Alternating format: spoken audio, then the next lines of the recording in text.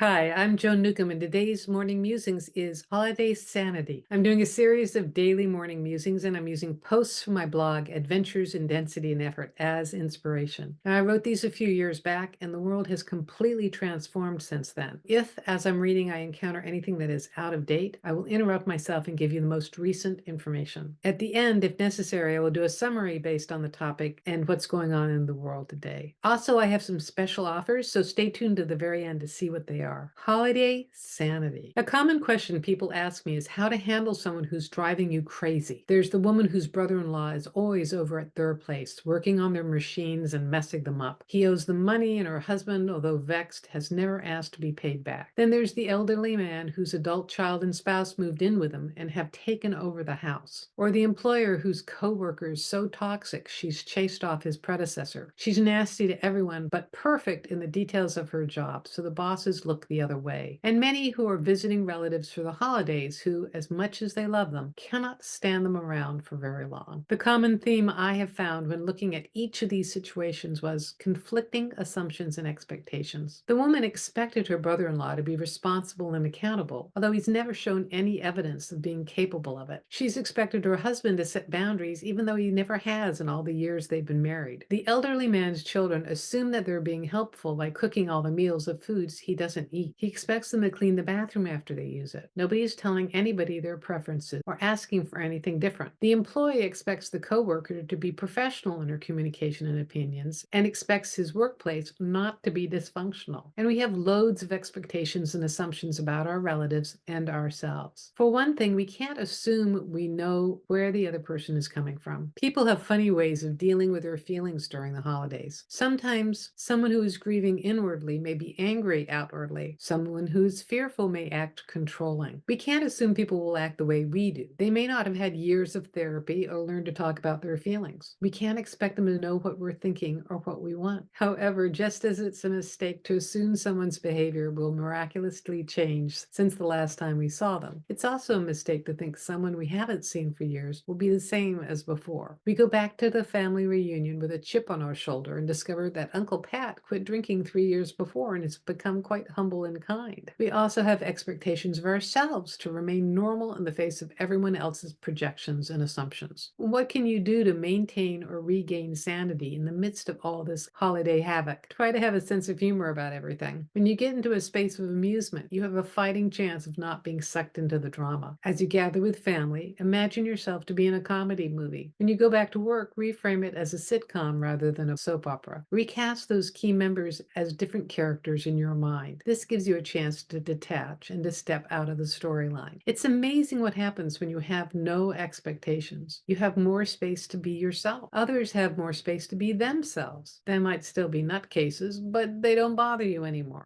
You intuitively know when to speak up for yourself and when to quietly turn your attention elsewhere. You let others' comments roll off your back. It takes practice, of course. So try this for the next week, but don't expect perfection and see what happens. And leave a comment below because I love to read your comments. And really, this applies beyond the holidays. I think because I wrote it in December some years ago that I had to tie it into a holiday theme, but it's really about dealing with people in the workplace, dealing with your neighbors, dealing with your family and extended family, and a better way to navigate all of these different characters and maintain your own perspective, but also maintain your higher awareness as consciousness. So if you like these videos, please like them and subscribe. When you do those two things, you let YouTube know to share them far and wide and reach people who really need this information. If you'd like a free sample of one of my consciousness techniques, click on the link below to the Skybox technique. It'll give you an expanded perspective of your life. If you'd like to play with changing energy and manifestation, I have a self-study course called Manifesting Money and Miracles. You learn how to change your inner vibration and completely transform your external world. If you want to know more, my website is joan-newcomb.com. I do individual sessions where I take a look at the essence of who you are, what's going on in your life today, and then I can answer any questions you might have. And I record it just for you. If you want to learn how to do this for yourself, Manifesting Money and Miracles is a good preparation for my coaching program where I work with you one-on-one and give you specially chosen consciousness techniques